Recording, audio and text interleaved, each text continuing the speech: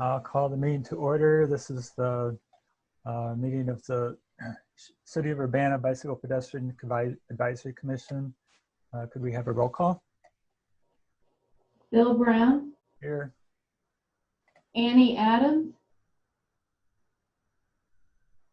Shannon Baranek. Here. Leonardo Kovas. Kara Dudek. Here. Cynthia Hoyle. I'm present. Audrey Ishii. You're muted, Audrey. Here. Hi. Susan Jones. Here. Jeff Marino. Here. Sharthak Prasad. Present. And Nancy Westcott. Is Nancy here? She's here. Yes, She's muted. and Annie and Leo showed up too. I see that. Yep. We have Hello. a quorum. Okay. Nancy, do you want to try your microphone? Yes, my microphone is on. I'm using two devices, so I need to shut the volume off of one of them. Okay. And Leo, you want to try your microphone? Oops. Check. Testing. Okay, good. All right. Is that everybody? Yes. Annie, did you try yours? Check, check, Okay, good. check, check. All right, thank you all. We have a quorum. Could I have a motion for approval of agenda? So moved. Is there a second? I second the motion. Okay, it's moved by Cynthia and seconded by Susan. All in favor, say aye. Aye. Hi. Any opposed? That motion carries. Agenda is approved. Now we have minutes from March. Is there a motion for approval of the minutes? I have an edit to this. Okay, So on page 2, under unfinished business, vision 0, just wanted to clarify that Dr. Beneko sent out the survey to all faculty and staff through eWeek, which is about 10,000, maybe 11,000 people. Then additionally 10,000 undergrad and grad students, so 3,000 grad students and 7,000 undergrad students. And we also shared the survey with community members via BPAC, CCRPC, MTD, City of Urbana, and other CUATs and other agencies. so what do you think the total was for combined undergraduate, graduate, would be- faculty, and staff? Technically, it should be more than 20,000. Okay. Yeah. Um, Because again, Okay. like the current, I think there are about 11,000 full-time employees, and I think EV goes to all of the full-time employees, faculty and staff. I don't know if all the if the part-time employees get those, but Okay, so Barb, could we make that approximately 10,000 undergraduate students and graduate students, and also at least 10,000 faculty and staff and additional community members? Do you want me to break it down? So The 10,000 undergrads and grads, Okay. and at least 10,000 faculty and staff, plus additional community members. Okay. Does that sound about right? Yep. Okay. Thanks. So we still need a motion to approve the minutes as amended.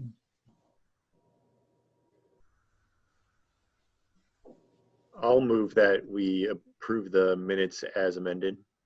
Okay. Moved by Jeff. Is there a second? I'll second. Seconded by Annie. Any other changes or corrections to the minutes? Okay. Not all in favor, say aye. Aye. Any opposed? That motion carries. Thank you. Minutes are approved.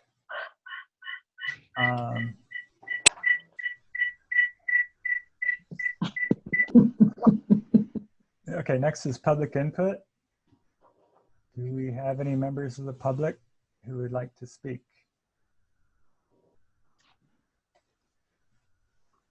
Doesn't look like it. Okay, so new business. We have the Gabe show tonight. Hi, Gabe. Yay. And you don't have Rita with you, do you? No, not tonight. Okay, so it's the Gabe show. Two presentations by Gabe Lewis from the Regional Planning Commission. First one's on the bicycle wayfinding plan, and the second is on the pedestrian master plan. These are both draft documents, and this is the first we've seen them in probably over a year. So I know we sent out a link on Friday, and there are hundreds and hundreds of pages. So I'm sure we haven't all had a chance to examine them real closely, but hopefully you've had a chance to at least kind of get the feel of what's in there. And Gabe will go over it, and we can ask questions, and then figure out what the process will be from here. Take it away, All right. Gabe. Thank you, Bill. I am going to share my screen and make sure I got the right. Can you all see bike wayfinding plan? Yep. Presentation? All right. So the document, the plan, is broken down into 6 chapters. We have an introduction. We look at certain peer areas to see how Urbana compares to other areas with bike wayfinding signage and plans. We look at existing signs and destinations, and we include the public input, and then we have the meat of the sign designs and placement recommendations, and then implementation. So in chapter 1 in the introduction, we talk about the plan foundation, that this was a recommendation from the bike master plan to install bikeway and trail wayfinding signs to supplement existing and proposed bike route and trail signs in Urbana. So that plan had 13, it organized the recommendation into 13 areas, the recommendations into 13 areas. This was one of them. This bike wayfinding plan also meets 5 of those 13 recommendations in the bike master plan. The plan purpose is to facilitate bike navigation to riders' destinations while conveying the community's identity and encouraging people to ride. And the policy framework discusses how this fits in with council and mayor goals.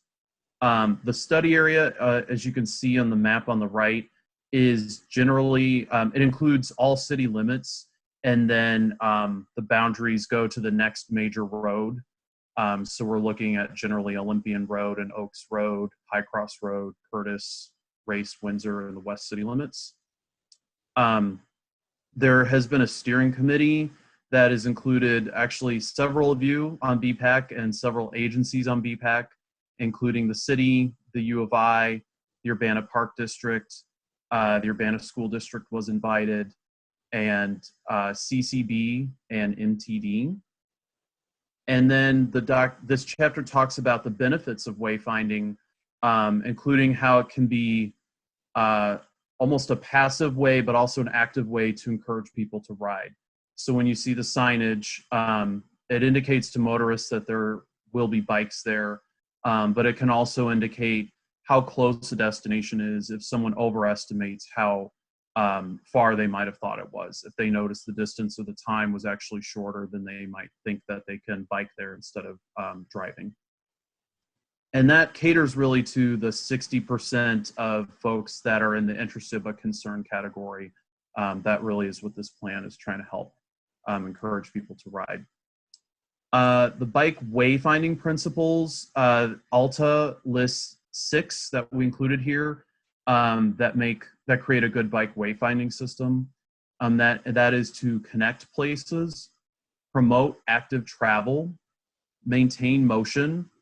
So some of these you'll know are to not include too much information so that people can read it, understand it, and keep going, make the correct action, whether they're continuing straight or turning. This also, wayfinding signs remove the need for someone to stop and pull out a map if they're unfamiliar with the area or they want to find a good route to get somewhere. So the other three principles are to be predictable, keep information simple, and make signage accessible for people of all ages and abilities. And then we also referenced the Urbana Green Loop, which was recommended in the Bike Master Plan to connect all of the city's parks and greenways. And some of those facilities are trails, but some are on street. And those on street facilities include bike lanes, others are just bike routes. So really having some more information besides just a simple bike route sign is informative and will help implement the Urbana Green Loop. So Chapter 2 looks at peer areas, and we list certain information for all areas when it's available to kind of see where it's helpful to look at this city or that area.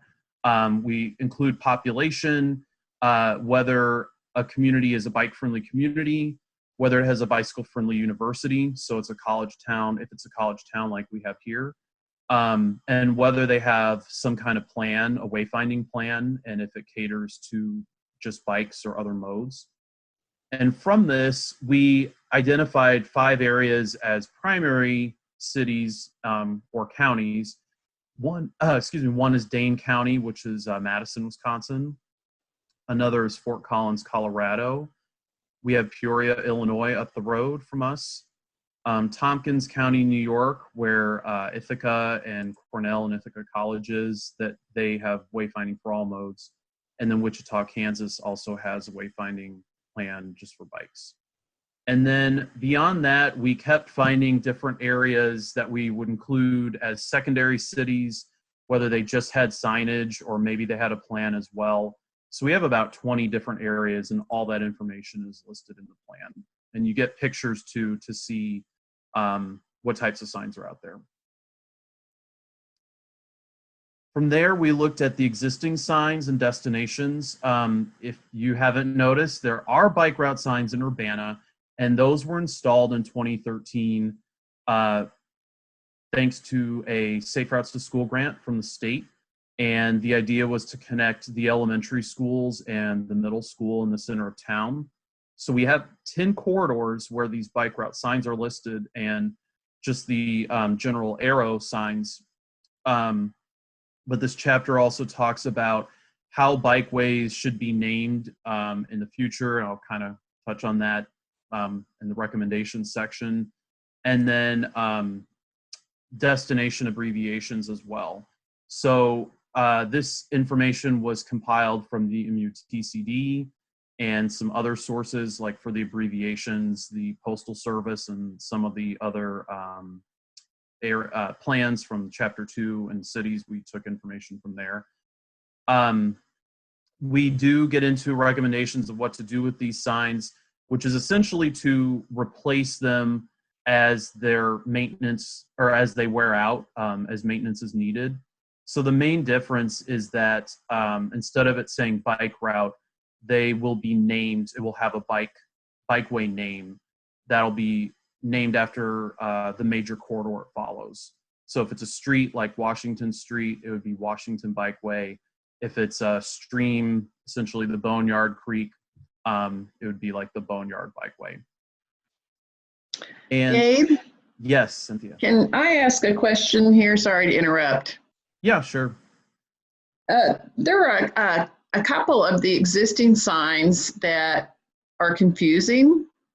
Okay. For example, there is a bike route sign on South Anderson. And South Anderson dead ends in a cul-de-sac right before Windsor. Mm-hmm. And then you just don't know where you're supposed to go from there. Yeah. And so I was wondering, did we address that in here? I'm sorry, I didn't read it in detail, but I Yes. wanted to ask you about that. Yes. What we ended up doing was with the corridors, we created recommendations by corridor to install signs. And for the Anderson corridor, we included the section on Windsor to the west until you get to Vine Street. So in the bike master plan, it recommends that north side of Windsor be widened to a side path. So then the signage would direct you to Meadowbrook along Anderson Street and then to the west on the side path until you get to the crossing. Which is currently a sidewalk, Yes. because you can't cross Windsor there. You need to go down to the intersection with Vine. Yep. Okay. All right. Yeah. Thanks. You're welcome. So as part of this process, we identified, and by we, that include I'm talking about the steering committee, destinations in Urbana, and the practice is to break those down into primary, secondary, and tertiary destinations. So the primary destinations are your largest, biggest generators at the regional level, and these include neighboring cities like Champaign, and now we can include St. Joseph with the KRT.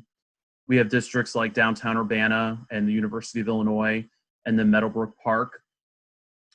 Secondary or community destinations include major commercial districts, primary bikeways, schools that serve the whole community, like the high school, the middle school, and the early childhood school, community parks, hospitals, clinics, government buildings, and U of I major facilities. So we have Lincoln Square, Main Street, the Brookins Sports Complex, Blair Park, Christie Clinic as examples. And then the third level is your neighborhood destinations, which we have the most of, and include things like neighborhood schools, employers like Dart Solo Cup, smaller parks, neighborhood parks, Victory Park, U of I facilities and housing, the quads and the dorms. So those destinations have been prioritized. You may recall there was a public meeting and we had input from 31 people, which was really nice. We presented draft, we had posters, maps, and comment cards, and also voting through our website. And we presented draft designs for the on-street bikeways, the off-street trails, and then the university bikeways, since they would control those signs. We also wanted input on corridor naming and the prioritization of which corridors people wanted signs first. And that resulted in 9 east-west corridors and 5 north-south corridors. Then chapter 5 gets into those bikeway designations. So essentially we want to have signs or corridors named consistently, even if the facility type changes. So whether it's on street or off street, it's considered Washington Bikeway, Florida Bikeway, Philo Bikeway. That's discussed in the bikeway naming section. And then the sign design, it's broken down. So for both on-street or off-street facilities, there are 3 types of signs. One is the decision sign, and that is on the left side of both of these images. That's where, say you're on, I'm going to give an example of Washington going east, you approach Broadway, and you've got 2 intersecting bikeways, or maybe you're on a bikeway near a destination. The decision sign will tell you which way you can go to get to a destination and includes the mileage on it. So you can see 1.1 miles ahead would be the Brookins Center. If you turn left, you'll be in downtown Urbana at a 1/4 mile. If you turn right, you'll be at Urbana High School in 1/10 of a mile. The next sign type is turn, and that is used where a destination is just within 1/10 of a mile and you don't need to list all the mileage. And then finally, confirmation signs is, say you turn left on Broadway and then you'll see a sign that says, it has the bike icon and then Broadway Bikeway. You stay straight, it'll say Washington. The other type for this confirmation is at the beginning of a bikeway, we use those signs as well as destination information. So say you're back at Lincoln Avenue and Iowa Street, then that is actually considered the Washington Bikeway. It'll let you know that you'll get a quarter of a mile to Kohler Avenue, 0.7 to Urbana High School, and 14 miles to Homer Lake. So for off-street signs, this is similar, but we're able to do topper signs. And for the city of Urbana, there's a brown logo or brown background. We've designed this for the other agencies that have bikeway jurisdiction. So U of I, there's a white background. Carl, MTD, white background. That all is included here. And as I just mentioned, we also list the jurisdictions that have that would be able to install signs. Again, discuss the Urbana Green Loop, that you would need the turn signs to help people follow the Green Loop. And the font will be Highway Gothic. And another point is, it's discussed more in chapter 3 in the abbreviations, but the maximum number of characters for a destination is 19, including spaces. So that's why we have the abbreviation list. That's why we have even when a destination is listed, how it would be signed, because you only have so much space that you can add words.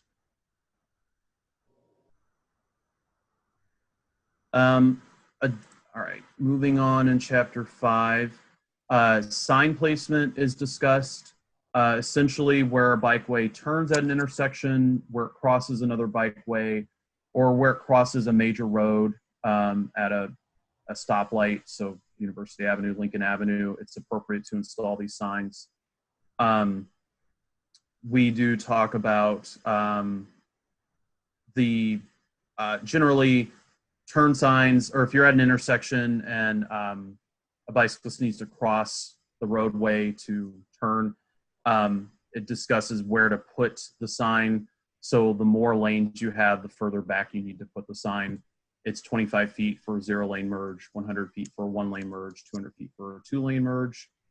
And then depending on an off-road or on-road sign, it discusses where the signs need to go.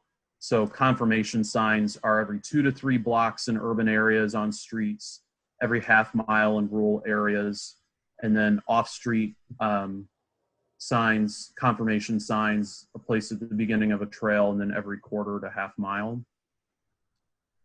We did come up with some general sign placement locations to get us an idea of how many signs would be needed.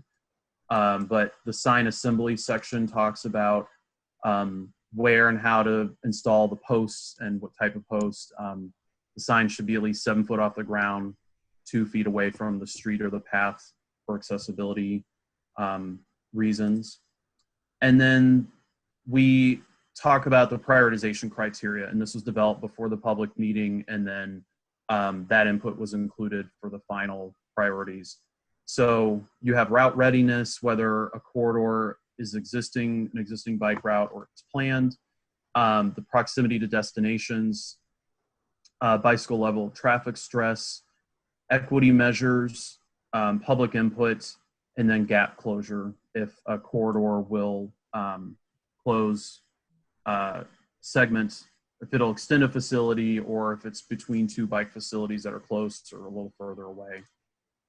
And from that, this map shows our priorities. So the red corridors are the priority 1, which is Washington, Maine, Race, Anderson, and that includes that section of Windsor.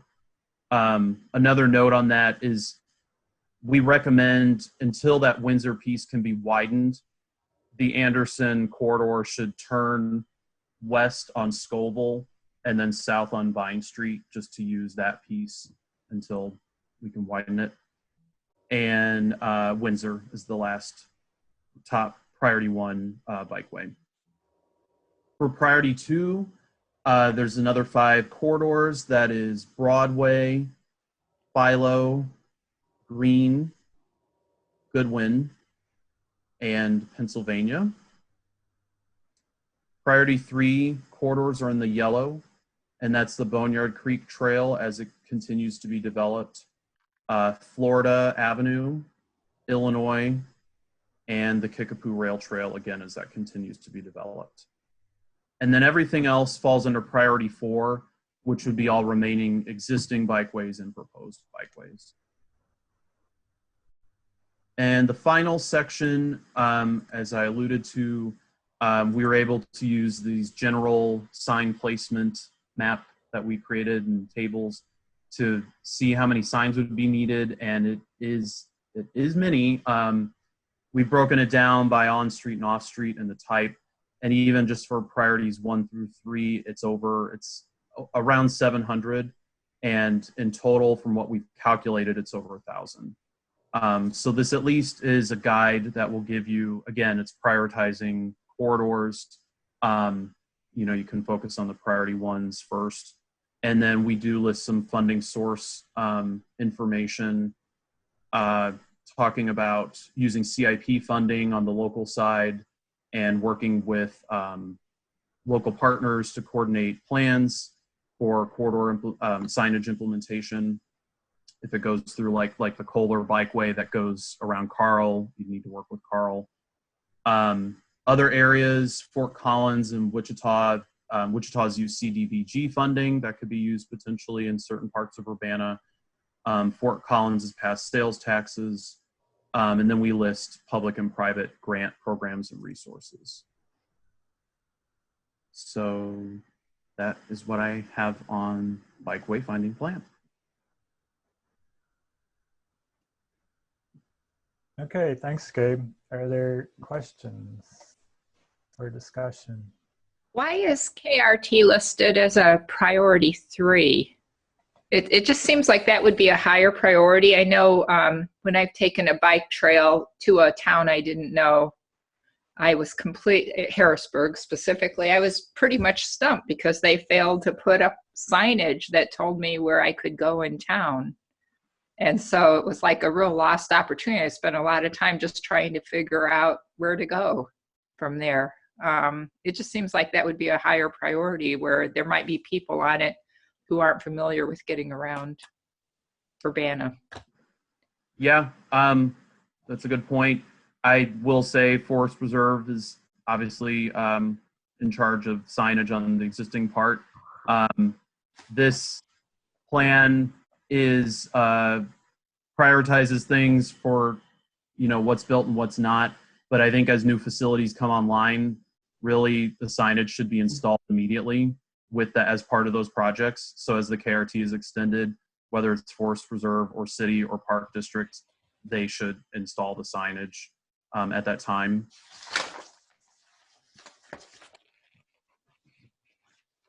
Yeah, I'm having trouble imagining signage on the KRT trail that would say where to go in downtown Urbana, because it just takes you to Urbana. And so then you kind of get on. Of course, I like that Anderson, my street, is a priority. But. I should also point out, you may be aware, but individual businesses and shopping like stores and restaurants can't be listed, but there are districts that can be listed. And so for something like KRT or other corridors, since downtown Urbana is a primary destination, that would be listed on the KRT signage, or Green Street from like campus to downtown. You will have downtown Urbana as a recommendation that should be listed from further away and at the top. And then if a corridor is leading to a specific destination downtown, like Lincoln Square, then that'll be listed when you get within the district. But yeah, downtown Urbana would be listed on KRT signage. I have 3 or so questions for you. So the agency signs that have the plaques on top, so would those be signs that those agencies would pay for? Yes, they would be responsible for that installation. Okay. Okay.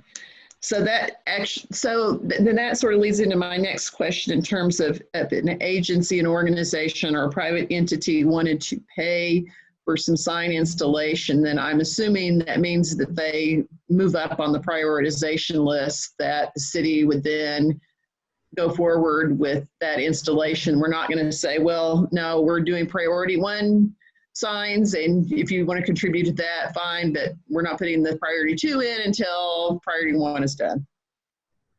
I think I told you. I don't think that, yeah, Urbana should wait if there's an opportunity for another agency to install signage. Without an example in mind, I don't think you'd want to have something where one agency installs a sign or signage and then like the bikeway stops, or it's incomplete. Right. But yeah, I can't speak for city staff, but I don't think they should. I think should take advantage of those opportunities. I can say, like, say Carl wanted to be like, here's $200,000, put some signs in, the city would put some signs in. Very good. But if they said exactly which signs they wanted to put in, then I'm assuming that we'll have to develop some sort of an approach to that, because like Gabe says, we could end up with signs part of the way and then they disappear along the route. Right, that could certainly be part of negotiations, like, we'll put your Right. signs in, but we need to make it a full route, not just on your property. Yeah, yeah. And just another point, the reason we had these different designs for those agencies is that the city can point to this and say, okay, Carl, you want to install signs, it needs to look like this. Yeah. Everywhere else. So if a private entity wanted to donate money toward the signs, I'm assuming then at that point we'll have to figure out how to give them some sort of credit for that, but that's not in this plan. We would have to deal with that after the fact. Correct. Okay. And that leads sort of my second question. There are some locations where, like you were saying, in terms of how you're going to sign it until the facilities are in place. And so that raises the question of the pavement markings or other things that are needed along those. I'm assuming that we would then take a look at how to direct people along the roadway with some markings, either, some sharrows or other pavement markings. And that was a part of this plan, but I'm assuming that's something that we would want to take care of. Yeah, I'll give a report and then I direct it to city staff, especially thinking of the priority 1 bikeways. Well, my recommendation would be to install signage on as much of the corridor as possible. And for something like Washington, it has bike lanes east of Vine, and west of Vine it doesn't, but it's recommended as a bike route. So you could install signage at least to Smith Road, ideally to High Cross. But yeah, I think the city has to look at these corridors holistically to make sure that there's the appropriate safety features. Yeah. Okay.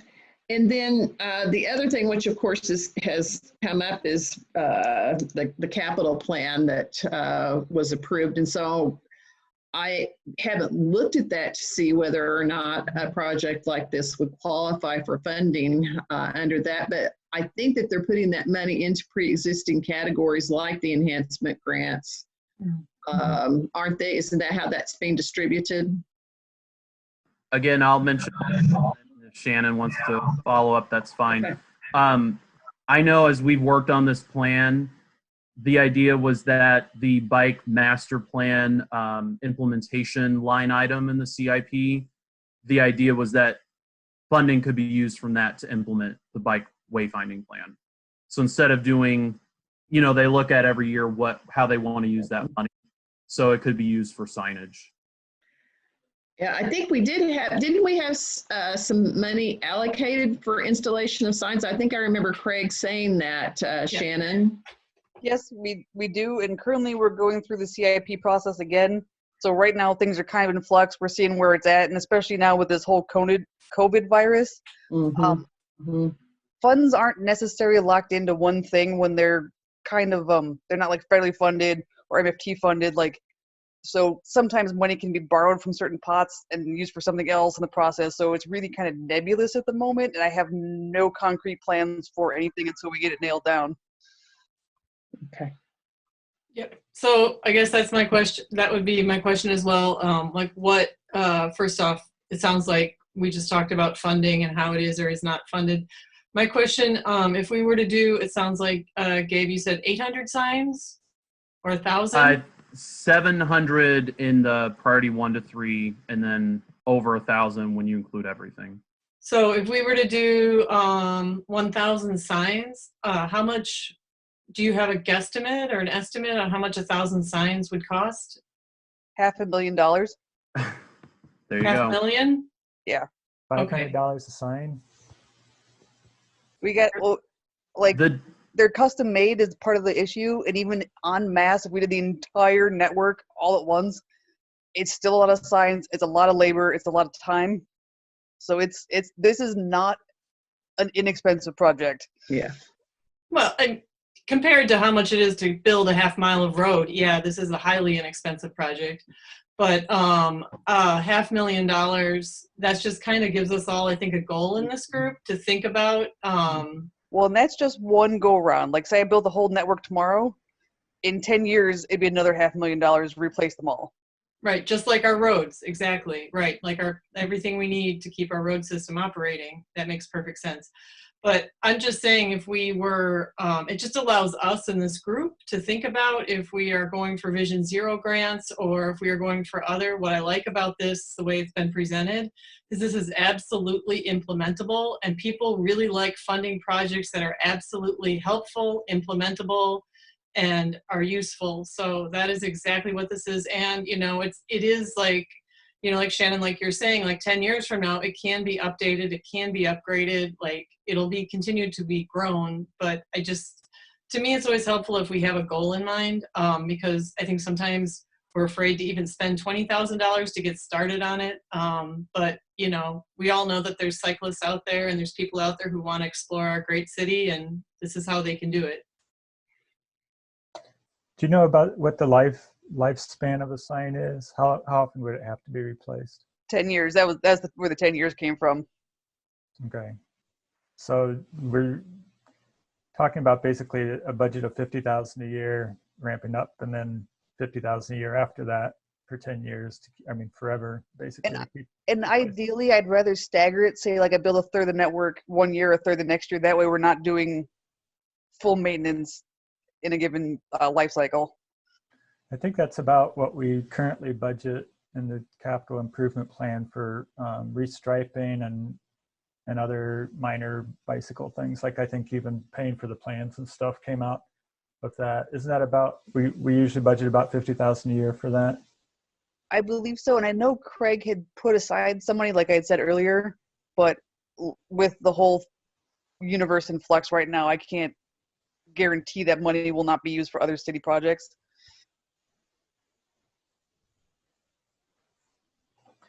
If we have specific comments, like on maps or something, I noticed that the destination map had a lot of street names on it, and it was kind of hard to see where the destinations were because the street names were covering it up. If we run across stuff like that, should we just send them to you? Yeah, yes. I will also point out for that destination map, some of the streets are destinations, so that's why there's probably a lot of street names. But if you think you want like one map with just polygon destinations or something and one with just street destinations, I think we could do that. We could look into that at least. Okay. So what's the next step from here? If Shannon knows more, then feel free to weigh in. But as far as I understood, I think this would go to council when it's ready. But I also think if you have comments, I would probably ask for those in the next couple of weeks so that we could look at them and make any changes we need to do. But I know it's more of like an implementable plan. I do think council is supposed to take an action on it or at least be informed, but I can also double check that too. Shannon, I don't know if you know anymore. I don't know, but I'm also going to add, when I did my review and edits, and when Craig was still here, we had talked with RPC. We are not including any actual prices in the guide itself due to the way bids change, environments change. Who knows, maybe next year the sign price may drop in half because people want business. So, like, there is no cost in it on purpose.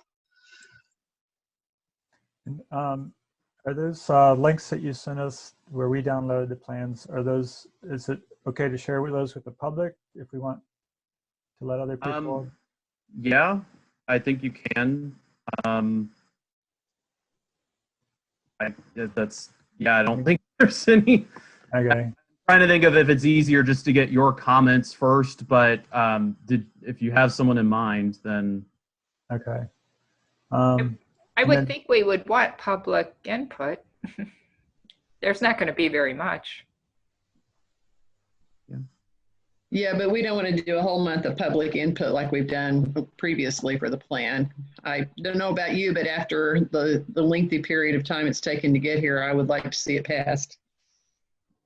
Yeah. So I think this started, this whole wayfinding started before I even got on the committee. So we'll at some point want to make a recommendation to council to adopt this plan, right? Okay. Yeah, Bill, I was wondering if we should make a motion to direct RPC to accept final comments and then incorporate them into the document, and then come back next month, and then we can vote on the final version to forward it to City Council with the recommendation for approval or something like that. Okay. And I don't know if Gabe, would you be able to come back, or do you think you'll need to come back? Even if you do some minor revisions or something, you could send us the links.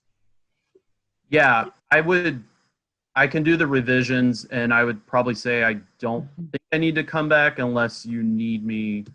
Yeah, no, I was thinking more that we should just see the final version of the document and approve the final version. I'd hate to, forward this now to City Council, and we haven't even seen the final version yet. So I don't think RPC needs to come back. It's just that we need to vote on that final version, and it doesn't have to be next month. To Cynthia's point, sooner better than later, but it could be a month and a half, 2 months from now. Well, again, there needs to be some opportunity for the public to look at it. We don't need people to say, suddenly this has popped on us. Yeah, I think if we share the links with bicycle electronic newsletters and things over the next couple weeks. Yeah, it could be a good, interesting thing to discuss for Bike Month, since there's not a lot of activities for Bike Month. And then I don't know if we could either have them send us questions or suggestions, or have them send them directly to Gabe if they're, minor corrections, I guess. Yeah, it's very unlikely we're going to get much input. I just think it's an important box to check. And I know I need more time to look through it. I've kind of scratched the surface of it, but I need more time. The scope does not have a dedicated public review period at the end of this. It's review for VPAC and council, which also, those groups have public input at those meetings too. So,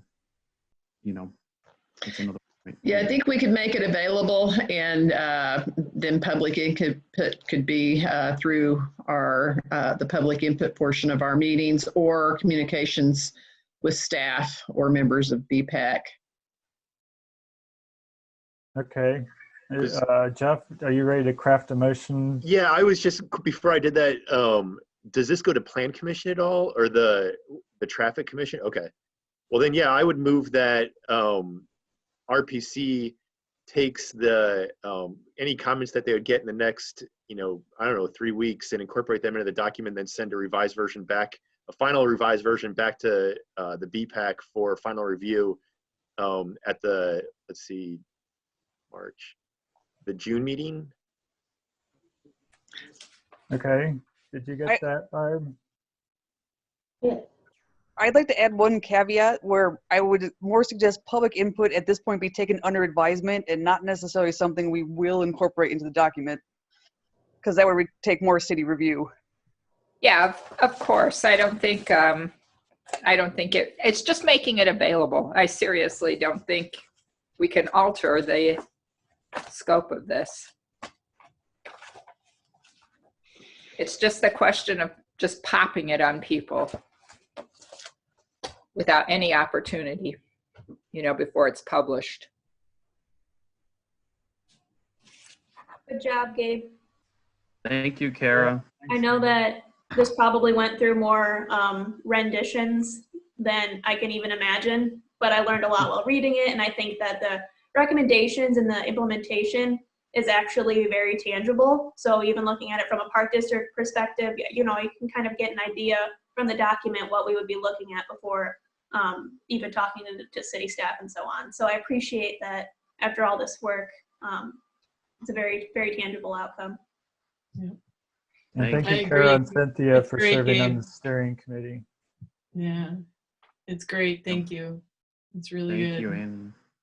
Is there a second to Jeff's motion? I'll second Jeff's motion. I think it's great. Who was that, Annie? Yeah. So yeah, moved by Jeff and seconded by Annie. Any discussion? All those in favor say aye. Aye. Hi. Hi. Hi. All together now. Okay. Any opposed? That motion carries. Thank you. Next up is Gabe. We're going to be talking about the pedestrian master plan. Yes. Let me pull that presentation up. Okay.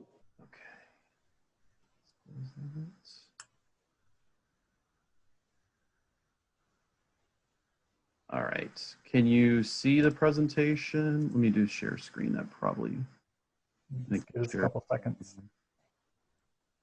Okay. Now can you see? Yep. Okay. All right.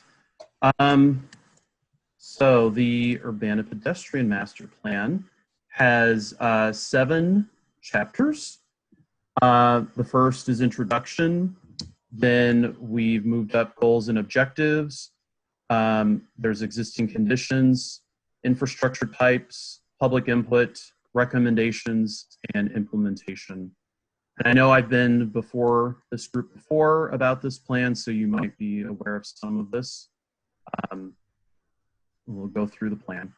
So the first chapter talks about the local framework and what walkability and accessibility is, and how this relates to the council and mayor goals, past and present, public safety, vibrant business districts, transportation, connectivity, transforming Lincoln Square downtown, looking at the Kickapoo Rail Trail and Boneyard Creek, and Southeast Urbana.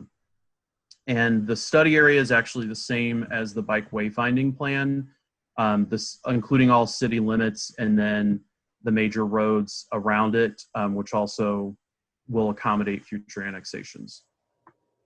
So our 4 planning pillars that we've worked with you guys on is our accessibility and connectivity, equity, safety, and vibrancy. The existing conditions, there's a lot of information and it's broken down. So we have a demand and supply grouping, talking about demographics under demand, what persons and people might be wanting to walk, needing to walk. We look at population density, age groups, race and ethnicity, population with disabilities, and low income populations.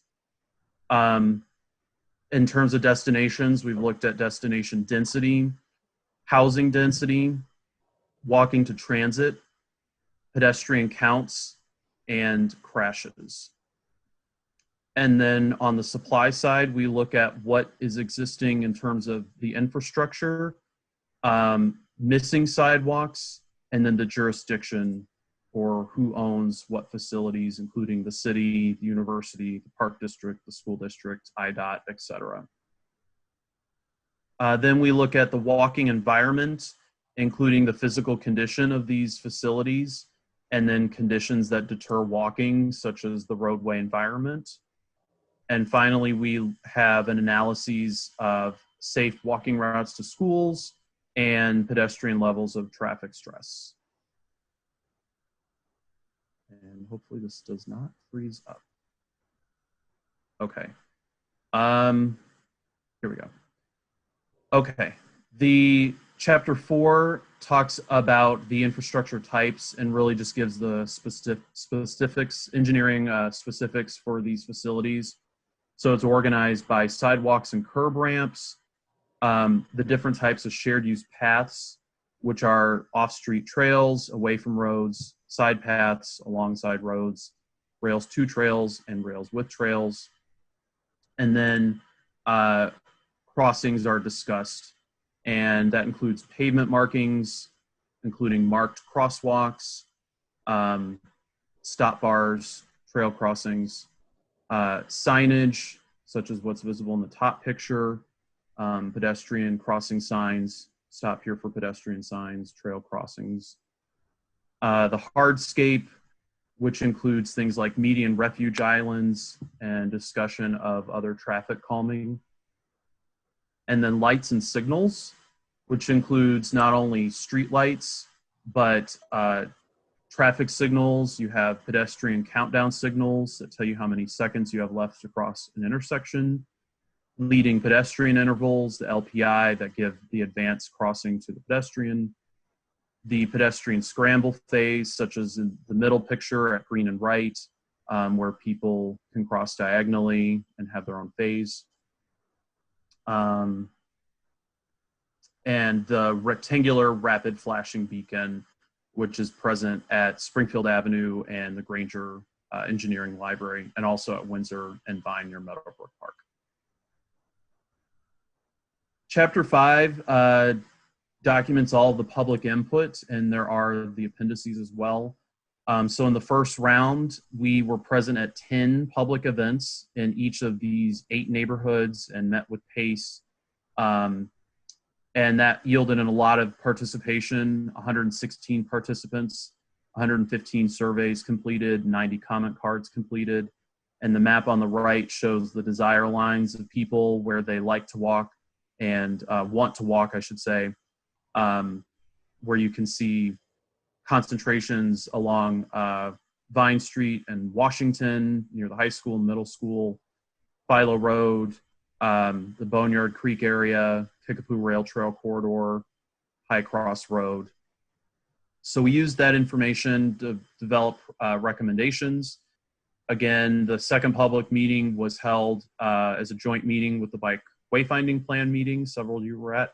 So we had 31 people, and we asked people to vote to prioritize the infrastructure improvements for segments and intersections, and then also in the other categories, which are development, education, encouragement, enforcement, evaluation, maintenance, policy, and streetscape.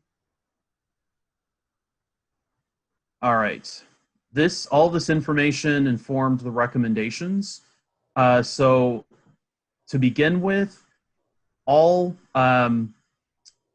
facilities, and by that I mean the sidewalks, curb ramps, pedestrian signals, and what am I forgetting?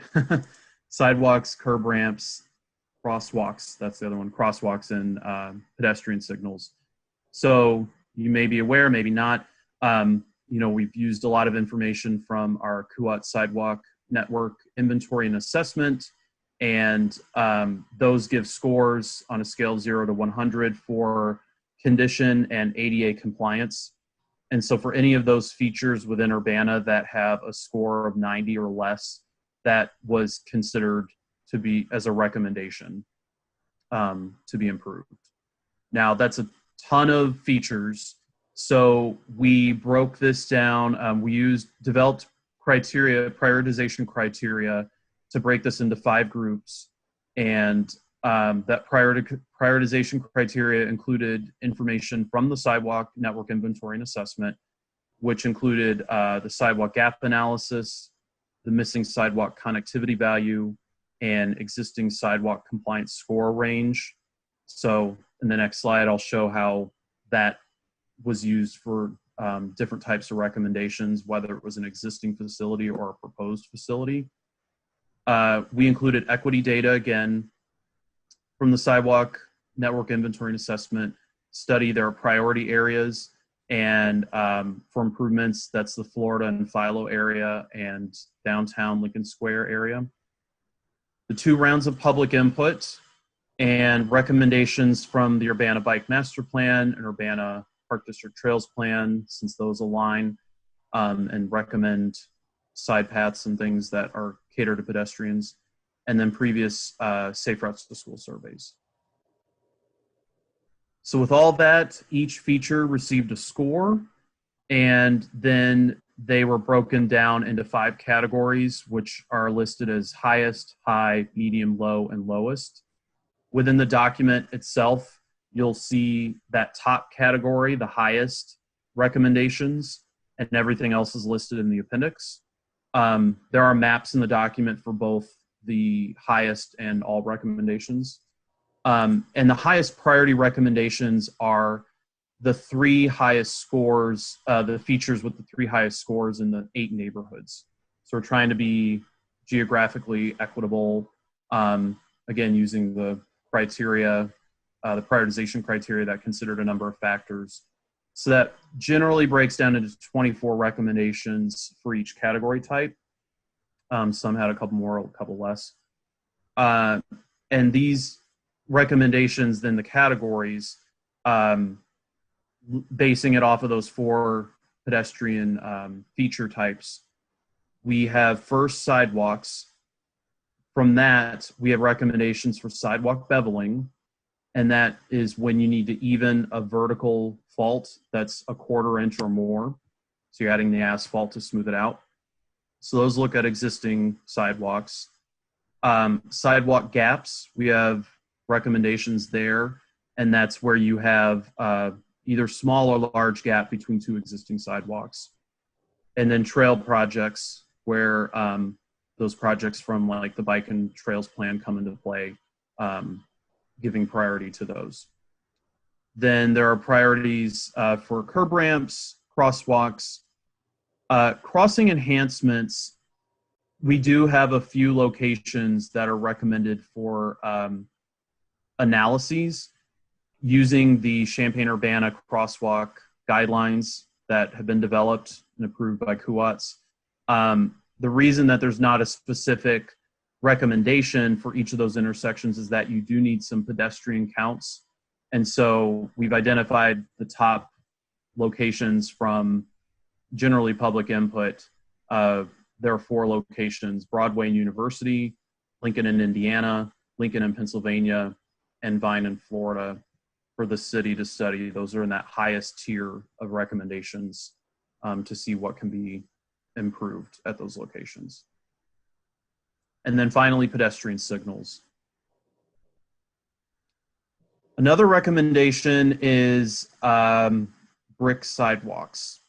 So in the capital improvement plan, there is recommendations, I guess, information about what brick sidewalks exist, and block by block, area by area, what should be done when maintenance is needed. This table on the left corresponds to the map on the right, and the green blocks recommend to reconstruct in brick.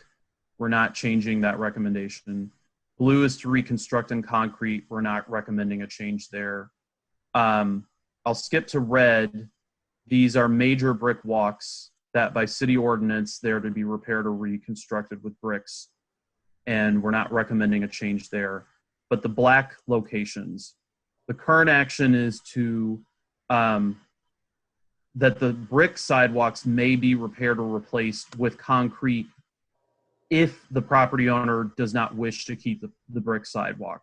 We are recommending to change this, that the city will reconstruct it as a concrete sidewalk unless the property owner petitions to reconstruct it as a brick sidewalk.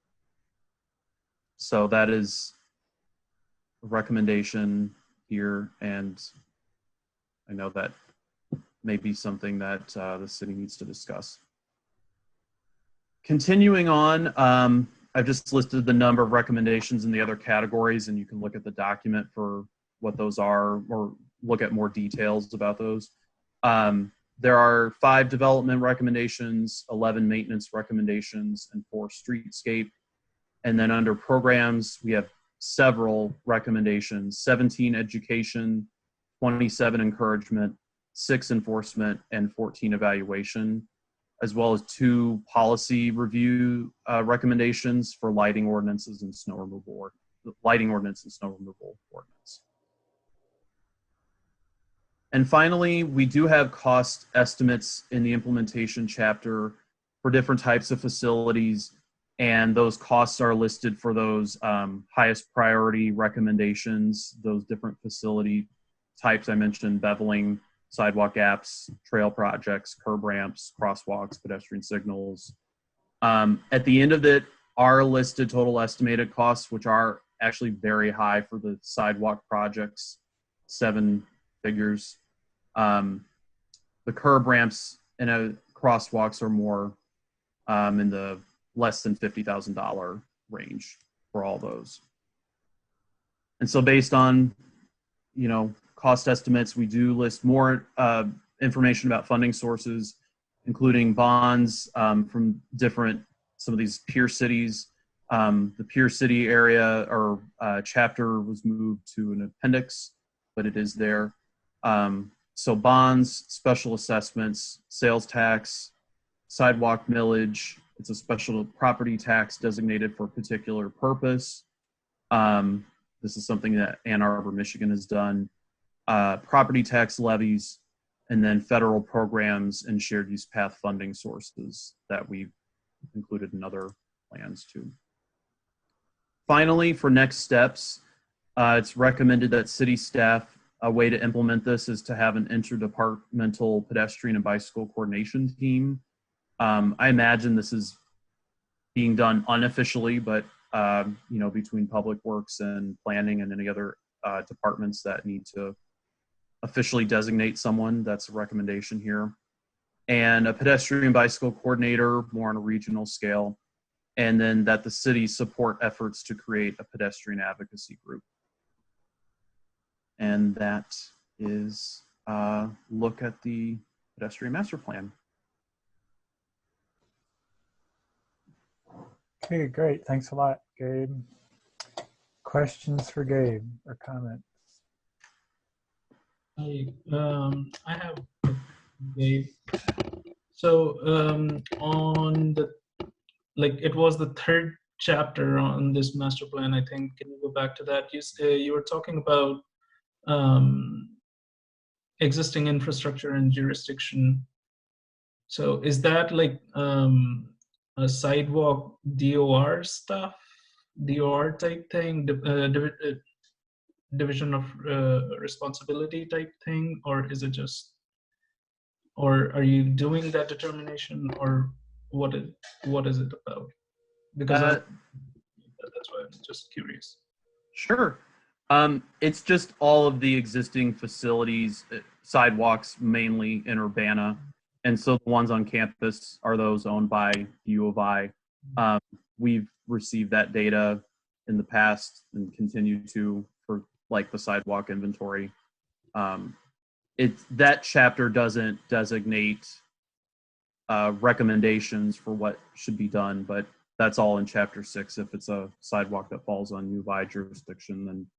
Okay, and I know that Stacy knows this much better than I do, but I think the matrix that she gave me for the division of responsibility thing that lists who owns the sidewalks, who owns. Oh yeah, those type of I know what you're talking about.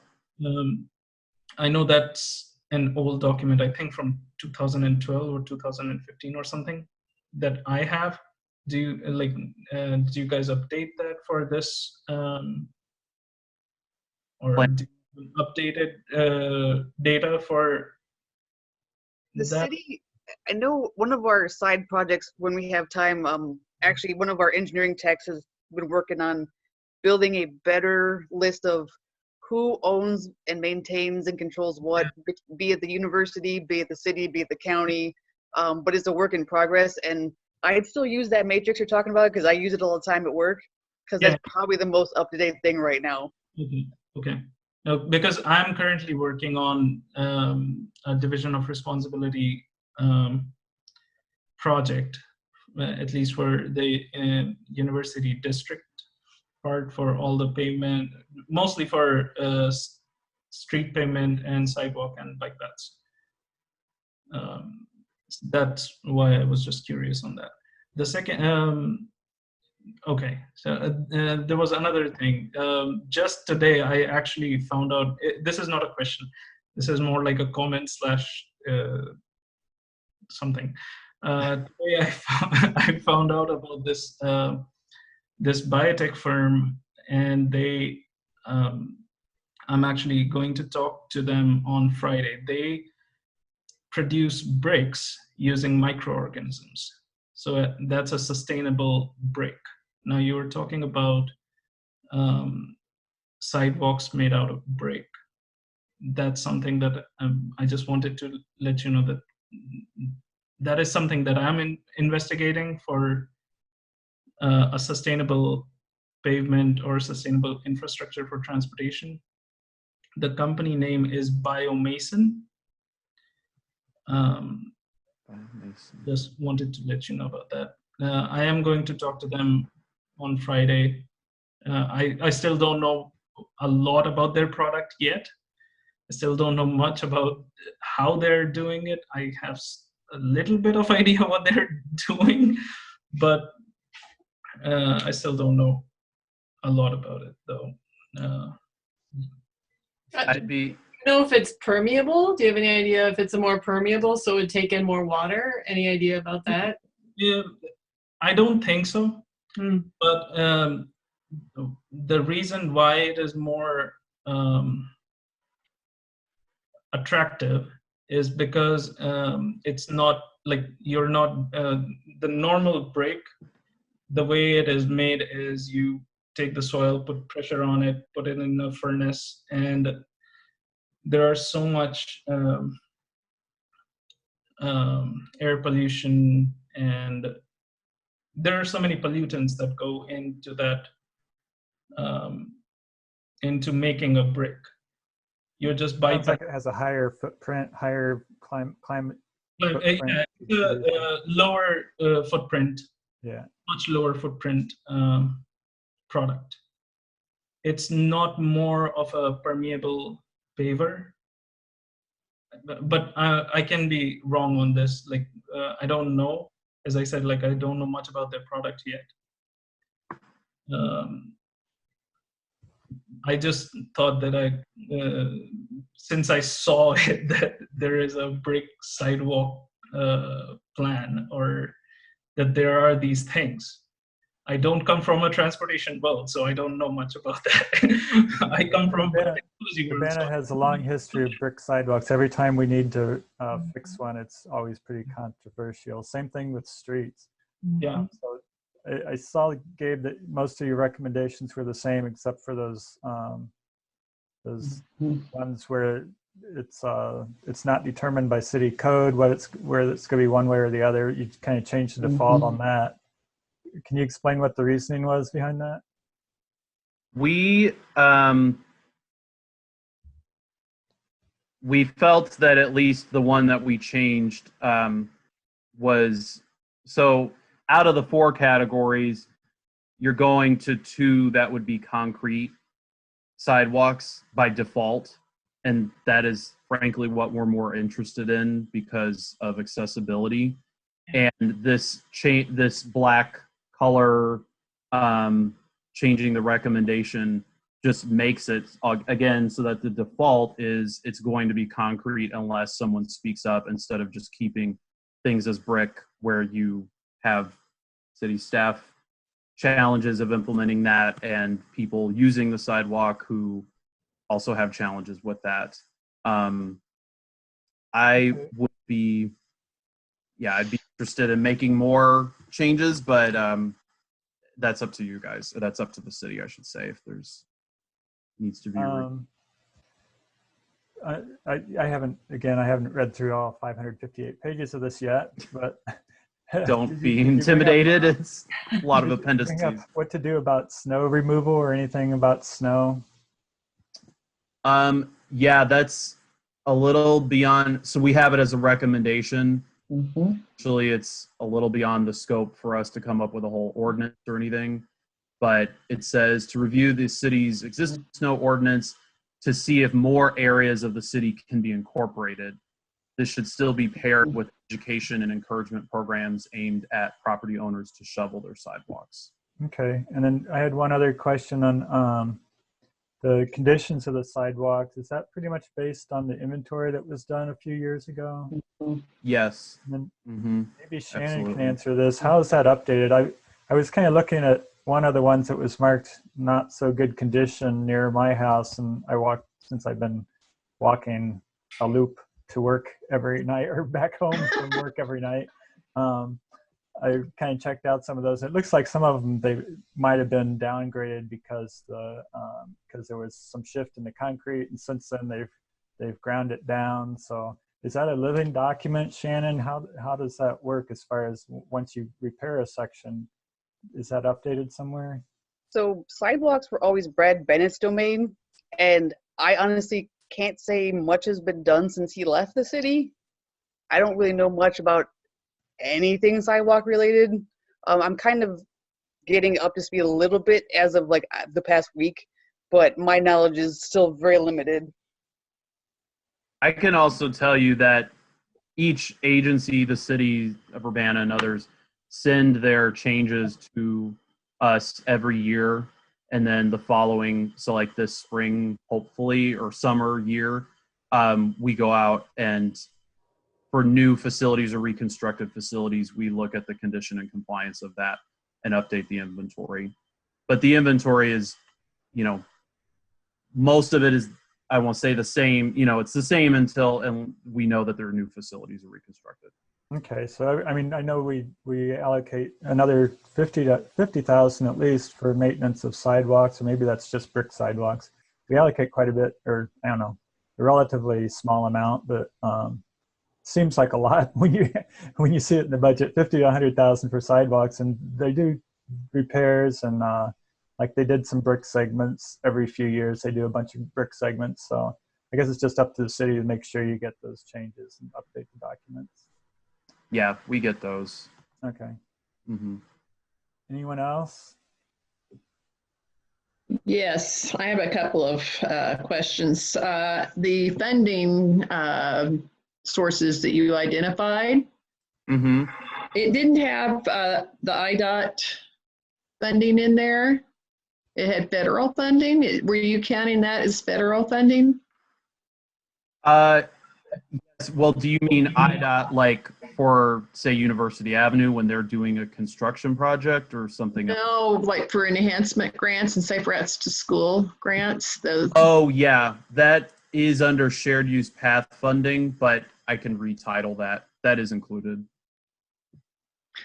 Yeah, I think that would clarify what we're talking about a bit so people understand what you're talking about. So I want to make sure I understand the prioritization. So you've got several types. You've got a gap, filling a gap, and that's building new sidewalks. And I'm assuming that does not include things like dealing with right-of-way issues in your cost estimate. It's just the construction. Mm-hmm. Okay, so we don't know whether or not the city has the right-of-way in all of those locations? Right. Okay. It's very much a cost estimate of on a national level, does not include, yeah. Okay, because that would make a very enormous difference in cost. Mm-hmm. And then so the green is the curb ramp recommendations then? Is that what I'm? Yes. Okay. Or yes, it is. Mm-hmm. Yeah, there's a lot of information that goes on the maps. Yeah, because I'm trying to understand the legend, I guess, is red would be crosswalks, green curb ramps, and purple pedestrian signals, which there are fewer of. Okay. Okay. All right. And so the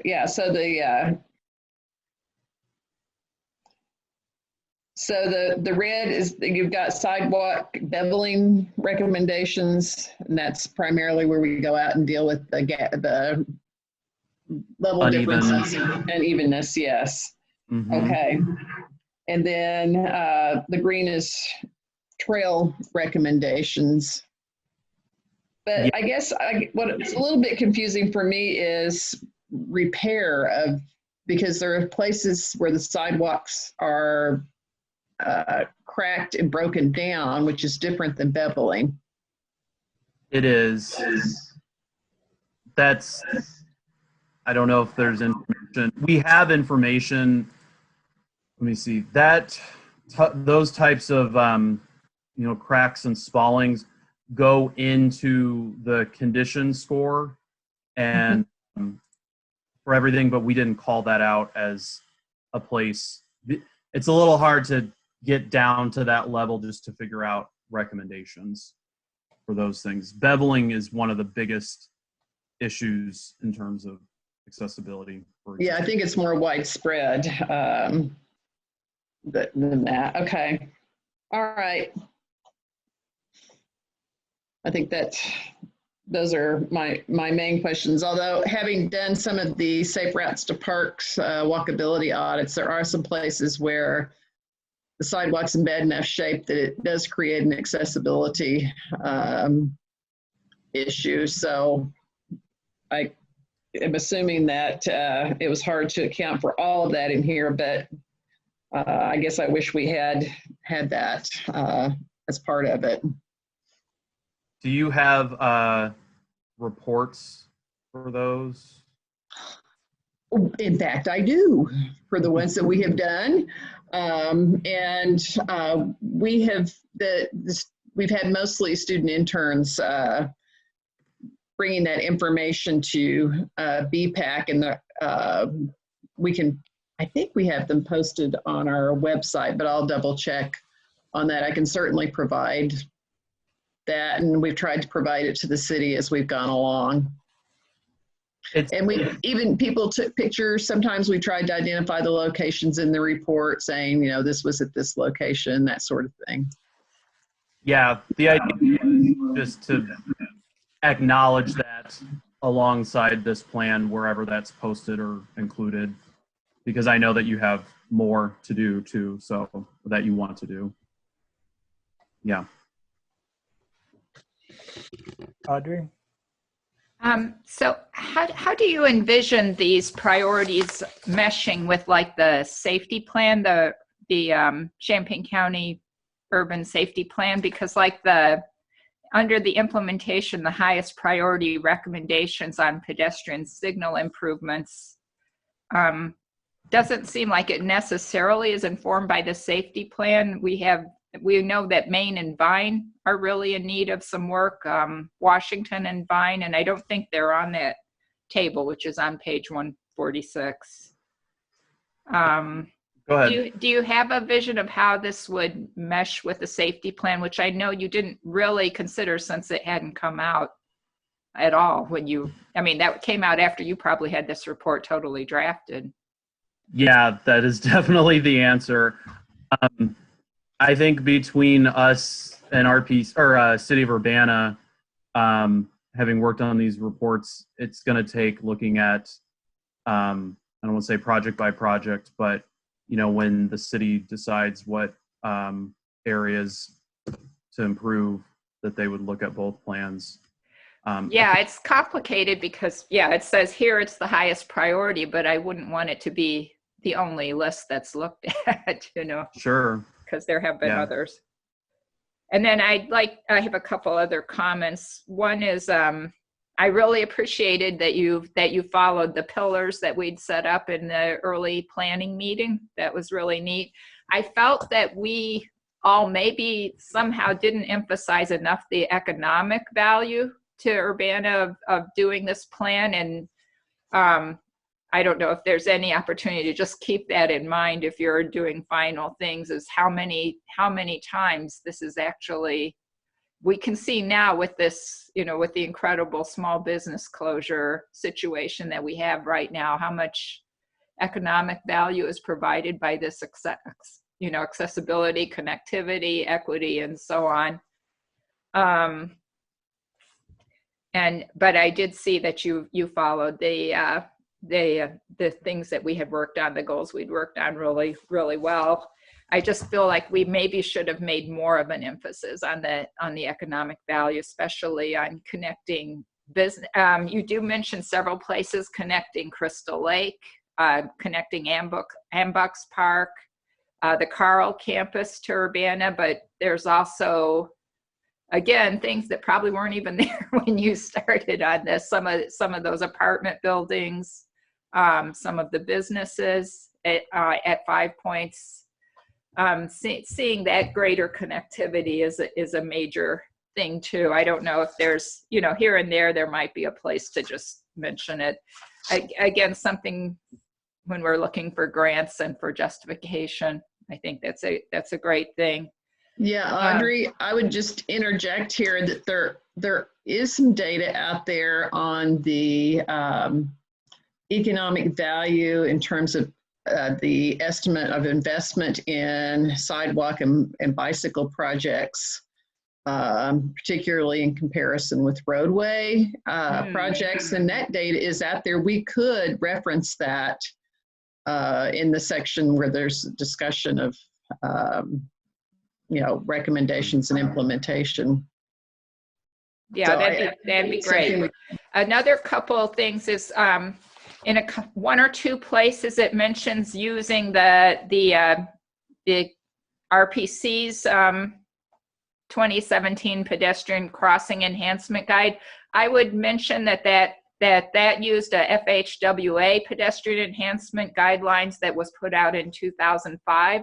One happened to come out just after you had published that, and it was a 2017 version. So I would add that any relevant updates should be included, and not just the pedestrian enhancement guidelines that were put out by RPC, because we've seen that be used a little bit too rigidly in situations that are changing. And considering that, you know, Fed Highways has come out with new guidelines. So I would mention that there are relevant updates that might also be considered in order to avoid that situation of a rigid adherence to the letter of the law, when I don't think the spirit was meant to be that way. Yeah, I second that. And then one final thought too is that I don't know if you're aware that Urbana's close to adopting a Vision Zero designation. You do mention it in a place.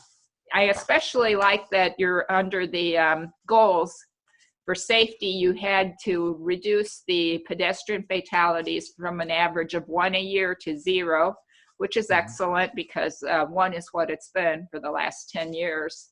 And previous to that, it was about half that for the previous 10 years. So we know that we can achieve 0, or, you know, at least half is for sure we can achieve.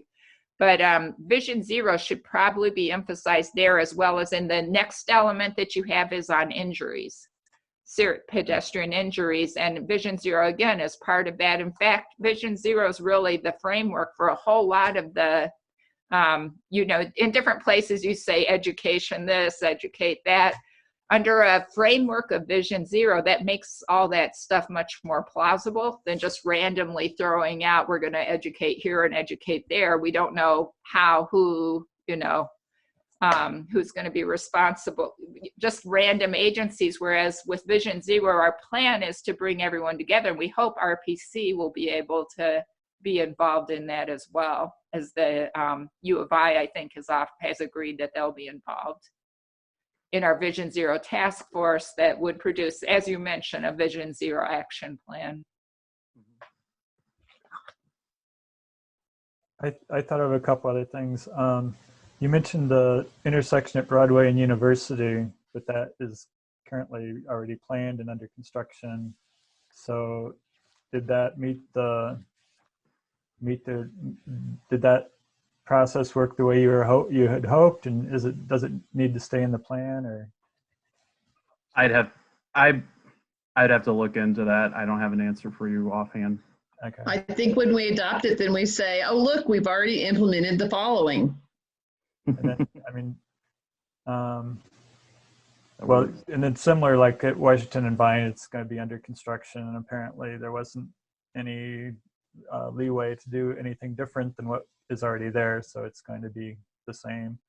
I did have a question about public input, like where you'd have all the routes, the thick red lines and everything. I remember going to at least one of those, maybe a couple. I wondered if you had any comparison demographics, either by age or where people lived, to kind of show where the public input was coming from, or what if there were people left out by age or race or anything. Did you collect any of that? I am not certain. I'll have to check, because I don't want to say with certainty that we have that, but I'll check. Okay. I know, and sometimes I've seen, and I think you guys have done it before too, you'll have like the age demographics of the city you're working with compared to the age demographics of the people who showed up for public input. And you can see gap. I know public health has done that before, and I have a feeling that the high school age people were pretty pretty invisible in that process. And I think from looking at some of the red lines, you don't see a lot of connections from the high school and everything. So I mean, I would argue Washington and Vine was cited a lot, that whole area. So that was, from what it received the most comments about places that people had comments about and where they walk. So yeah, I know that was a big problem. I know it's not directly at the high school, but it's near the middle school, high school campus. So yeah, when I was looking for red lines, I didn't see any connections between the high school and downtown. There just seems to be a kind of a gap there. Maybe they don't go up Broadway, but I don't know. Okay, that's all I had. Anybody else? Yeah, I just had a quick question for Gabe. I took a look at the plan. Nice work. Awesome Thanks. plan. I think you ought to nominate for an APA award when the time rolls around. But I didn't see in the recommendations, or maybe I missed it. Does the plan speak to like a review of city policies and ordinances as redevelopment occurs, and how to incorporate pedestrian improvements into that? I'm just thinking of that Culver's downtown. There could have been more for pedestrian improvements in the site design, and if more developments happen, does the city ordinances, are they in place to kind of leverage additional pedestrian improvements? yeah, on page 126, there are development recommendations, and I know one of the number 4 is private development access. We even had a comment from city staff to add this requirement to the Urbana Engineering site plan review checklist, but we tried to look at what getting people from public facilities to private businesses and safely navigating through those lots, like parking lots and things like that. Yeah. Perfect. Thank you. You're welcome. Is that it? Okay. Do we want to do the same thing with this as we did with the wayfinding plan, as far as action goes? Yeah, I can make a motion. I guess I'm thinking that if there's any final tweaks that people see in the next couple of weeks, I get them to Gabe, and then Gabe can incorporate them and then send it back. And at the same time, people can send out links to their groups and their friends to get any final tweak, verbiage comments, not any rewrites by any means, but any verbiage tweaks or any mistakes to Gabe, and he can incorporate them in the next couple of weeks, and then get a revised version back for us for final approval. If that makes sense, I can make a motion. Yeah, I think so. I mean, you've had some suggestions tonight that sounds like it might involve making some tweaks already, right, Gabe? Yeah. Okay, so there will probably be another version. Should we suggest a date for people, a deadline for people to get some comments into Gabe? Would that be helpful? I think 2 weeks would be good. Yeah, that would be okay with me. But is that okay with you, Gabe? Because that only leaves you 2 weeks to be ready for the next BPAC meeting. Yeah, I think that's okay. Mm-hmm. So we're thinking that that we could turn this around and get it back to BPAC by the May meeting, and then vote on a final version and forward it to City Council for approval. I think so. Okay, then yeah, I'll make a motion that we get comments back to RPC by May 5th, and with the goal of revising it and getting a final version back to BPAC for the May BPAC meeting in order to forward it to City Council with a recommendation for approval. And my second stands.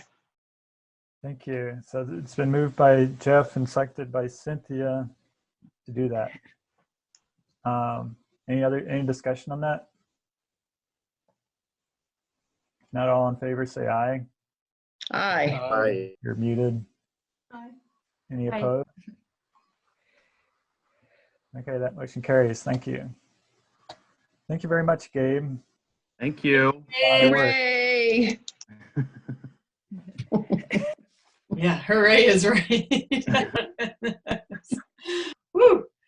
Okay, we'll move on to the next item on the agenda is unfinished business, and we don't have anything that we have on the agenda there.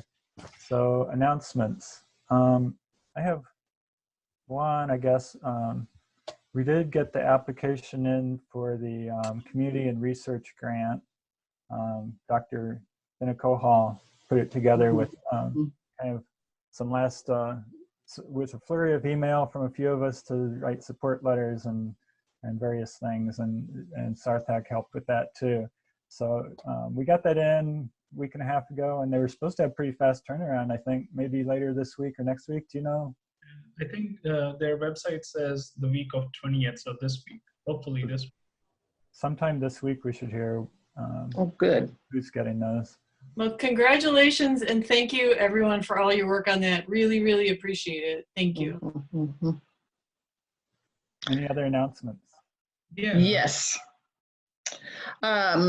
As people may suspect, the activities for Bike Month have changed. We will not be having the kinds of events that we normally have.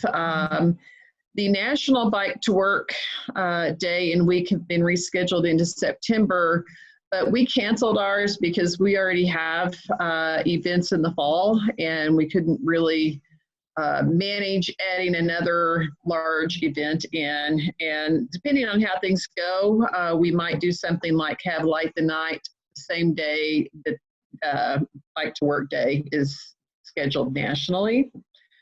That said, we are working on putting in activities and fun things for people to do by bike during Bike Month. I've been putting some things up on the website. For example, today, the Bike Project announced a scavenger hunt, a picture scavenger hunt. So I've shared that on Facebook and also put it on the website. There will also be a ride of silence will happen, but not as a group ride. And final details on that will be forthcoming, but the day is still the same and the time. And so that is also there. Champaign County Bikes, and maybe Leo might want to add to this, had some discussion at their board meeting about the possibility of doing a video of some kind as part of that, particularly given the most recent cyclist fatality in the community, which happened out in Mahomet, which is outside of Urbana's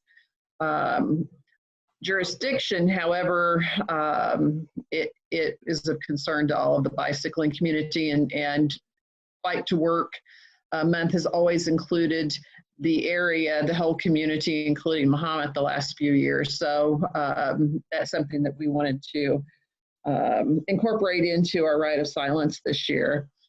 We're also hoping to perhaps launch the Map My City art contest where you go out and do a ride and draw something, tracking yourself, and offer some prizes. We haven't officially launched that yet, but I wanted to alert people to the fact that we want to encourage people to get out on their bikes.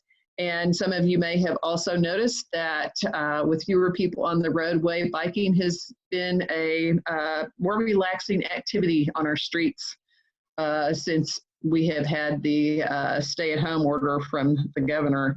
And so I think that's something we want to build on as part of Bike Month if possible. Yeah, I noticed, and I've noticed riding my bike and walking today, that when the streets are emptier, the cars are going faster. So you have to make sure to be careful when you're out there. There is that problem on some roadways, and in fact, in some communities, there was a post I saw today, or an email. I get a lot of mail that places like Minneapolis have actually not seen a decline in crashes because they said their perspective is that the roadways are overbuilt, and so with that congestion, people drive at unsafe speeds. And I know New York City's had similar problems. In fact, people are drag racing down streets. So there is a minority of people who've taken the opportunity to engage in unsafe and reckless driving because of the lack of congestion on roadways. Yeah, I have to say my experience, I've biked very little recently, but my experience has been people, I don't know if they're at decision exhaustion or what, or if it's because the perception of risk seems really low, but people, in my opinion, have been driving very close to me, and they've been driving very fast. So they have been breaking the speed limit and, you know, driving illegally essentially. And it's very, it's been actually kind of scary for me. So I don't know if it's just my experience, but I think it is. People are driving on Washington 50, 60, it's incredible. I mean, it's just incredible. We need a stop walk at Anderson. You know, we need to slow people down on Anderson, you know, at Anderson and Washington to at least stop that people from whipping down that street. But that's a discussion for another day. Well, I agree with Annie. That's been my perception as well, is that cars are driving faster and closer. And I know, haven't some cities actually reduced their speed limit for this period, because there are a lot of pedestrians in the street too.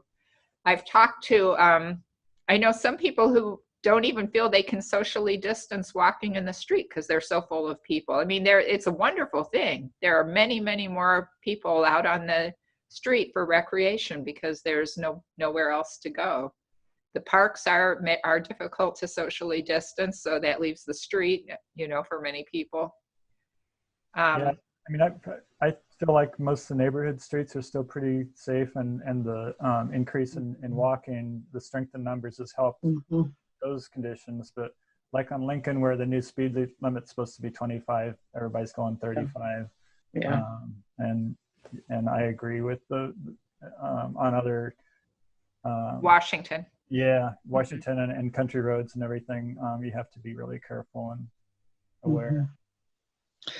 Yeah, I haven't heard of any cities reducing their speed limits, but there certainly have been cities that have closed streets that are underutilized to provide for better social distancing, particularly cities with a lot of density and limited open space. I think New York City has certainly been one of those places.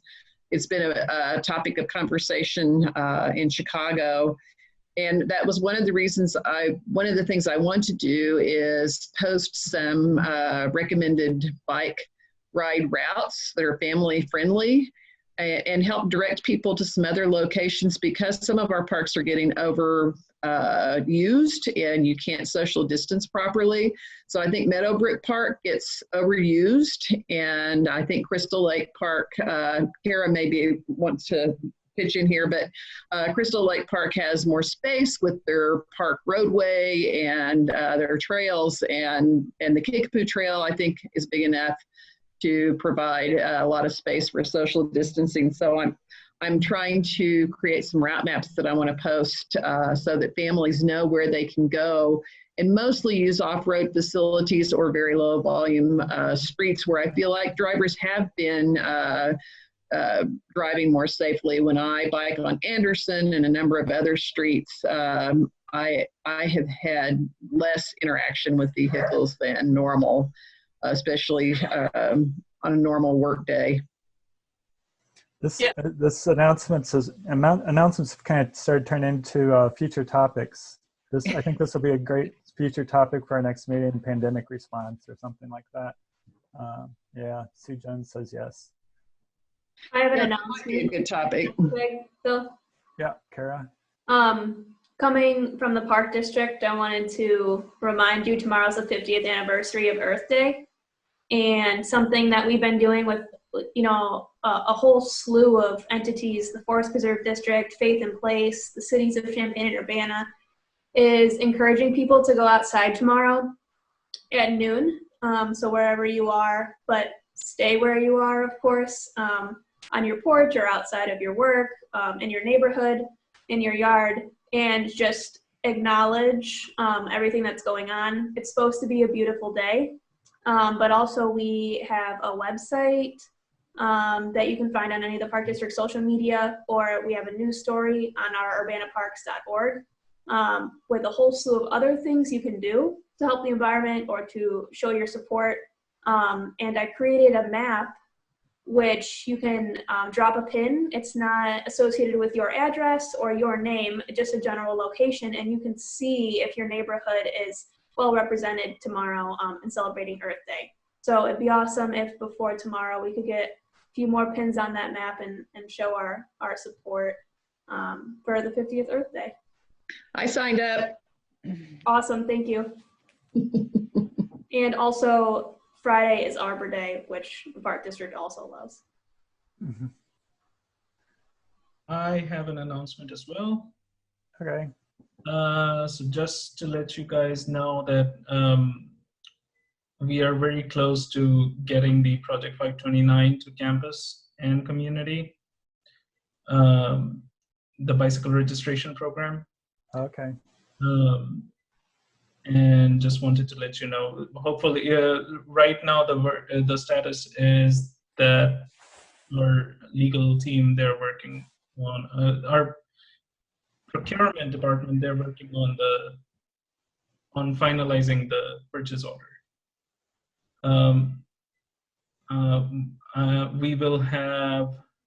We should have it in the next few days, according to them, but we'll roll it out when the situation gets better. We'll, so hopefully by June or maybe even July or August, sometime like that. Well, we all have lots of time to register our bikes online right now. Mm-hmm. Yeah. You guys, like once we have it, we would do all that. Plus, we had our campus, we formed a campus transportation advisory committee, that met on March 27th at the university with representatives from Urbana, Champaign, Savoy, and MTD, as well as faculty, several departments, and students. And we talked about the bicycle registration fee, which I think, which I have brought up with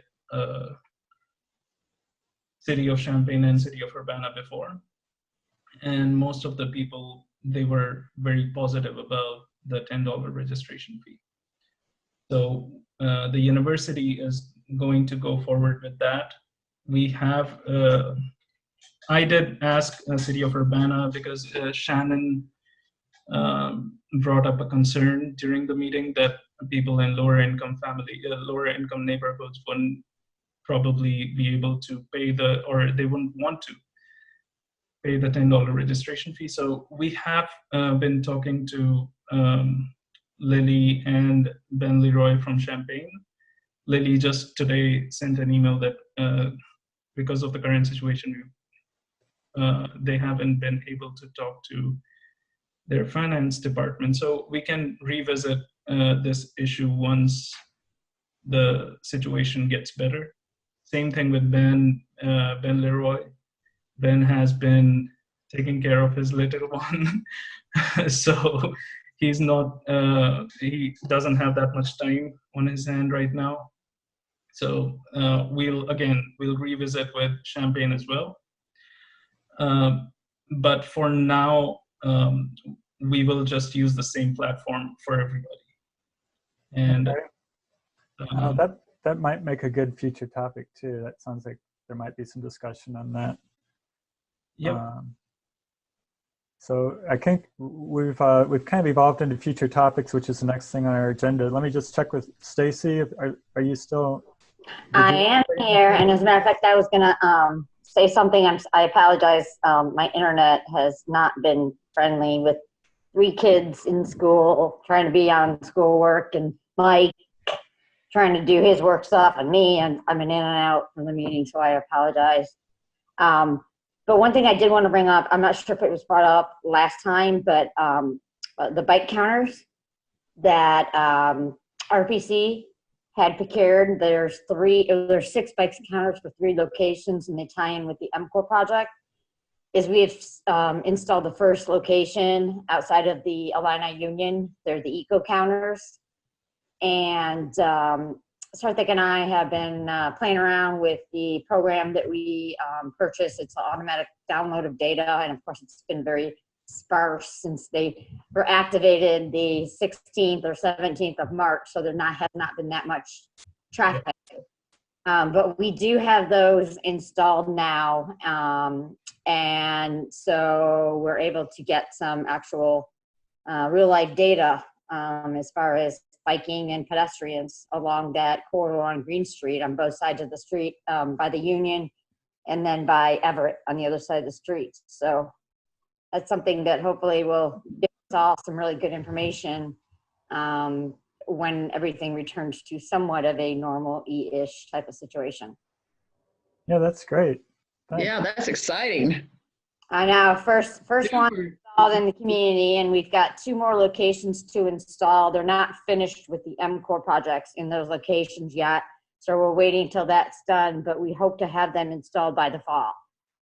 Cool. And just to follow up on that, there's also traffic counts and pedestrian counts that the city of Urbana is supposed to take for MCOR, but due to the whole COVID situation, the feds have actually allowed us to extend not doing it until 2021 when traffic should be back to normal.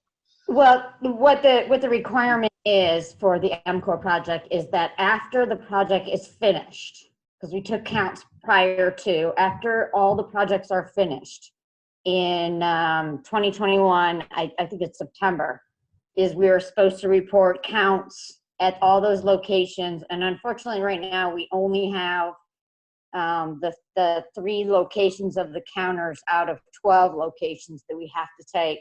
So we have to figure out how to buy more counters, or we have to do it manually again. And we have to do counts every year for 5 years to fulfill the grant funding commitment. Right. I'm just saying what Chris Sokolowski had sent us about a week ago was basically, don't worry about it until next year because there's nothing happening. Right. Right. Okay, great. Thanks. Okay, so in future topics, I think we can, I guess we'll leave the,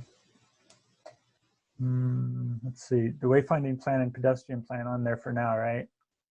We'll need to do a final motion to recommend for approval next month. And then it sounds like during announcements, we added discussion of pandemic-related issues. Is that how you want to say it? That'll be good enough, I guess, for a future topic. We can refine that when we make the agenda. And then registration fees. Yeah, bicycle registration and registration fee, I would call it. Okay.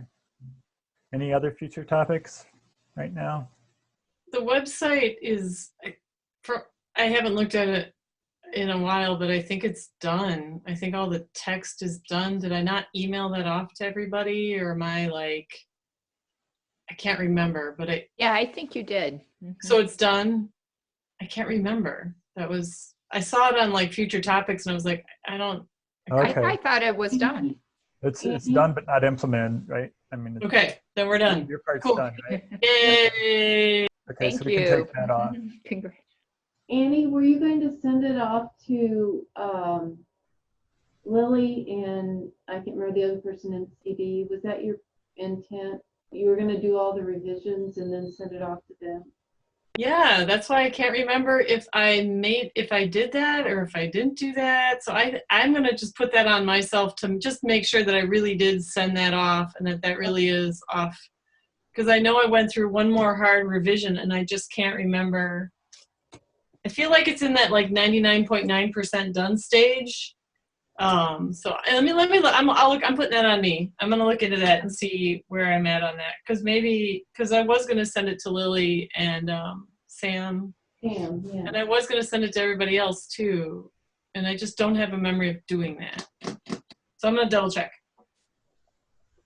What website are we talking about? The Vision Zero one? What was that? Which website?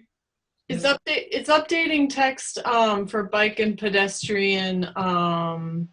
It's looking at the current existing structure we have for the website that describes bike and pedestrian activity in the city of Urbana, and it's refreshing it. Yeah, the City of Urbana webpage already has a web link to a lot of information on cycling and including the bike route maps and this committee and some of the other things we've done in our bike master plan. So yeah, we've had a committee that kind of worked on reorganizing that a little bit. Yeah. Okay, is that it? Anything else tonight? Last chance. Okay, I see no other business. This meeting is adjourned. Thank you all very much.